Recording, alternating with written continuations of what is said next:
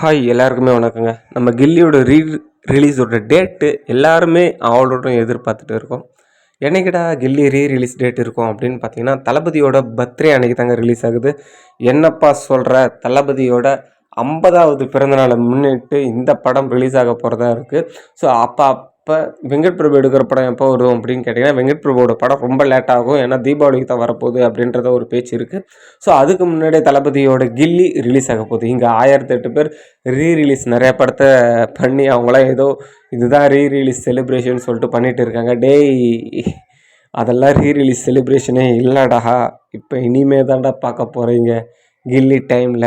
So இங்கே ஈகராக கில்லி படத்தை release பண்ணும்போதும் பண்ணதுக்கப்புறமும் அந்த படத்தை ரிப்பீட் ஆடியன்ஸ் பார்ப்பாங்க. இது வேணால் நடக்கும் பாருங்கள்.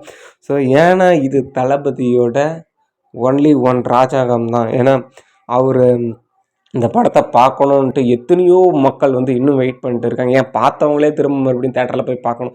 ஏன்னா கிட்டத்தட்ட 20 வருஷத்துக்கு அப்புறம் கில்லி ரிலீஸ் ஆக போகுது அப்படின்றத நம்ம சொல்லிக்கலாம். ஏன்னா அவ்வளோ மரண வெயிட்டிங்கில் இருக்காங்க தளபதி. ஸோ தளபதியோட 50வது பிறந்தநாள் மிகப்பெரிய செலிப்ரேஷன்ஸ் இருக்கும் இந்த தடவை. ஸோ அந்த டைமில் கில்லியை ரிலீஸ் பண்ணுறது ஒரு ஒரு என்ன சொல்கிறது, ஒரு மிகப்பெரிய உற்சாகம் ரசிகர்களுக்கு அப்படின்றத நம்ம சொல்லிடலாம். ஏன்னா அவ்வளோ நலத்திட்ட உதவிகள் பண்ணுவாங்க அந்த டைமில். இந்த படத்தையும் எல்லாருமே போய் பார்ப்பாங்க. மிகப்பெரிய வசூல் சாதனை பண்ணும் ரிலீஸ்லேயே. அதில் எந்த ஒரு மாற்றமும் இல்லை. ஸோ தளபதியோட 50 அப்போ பார்க்கலாம்.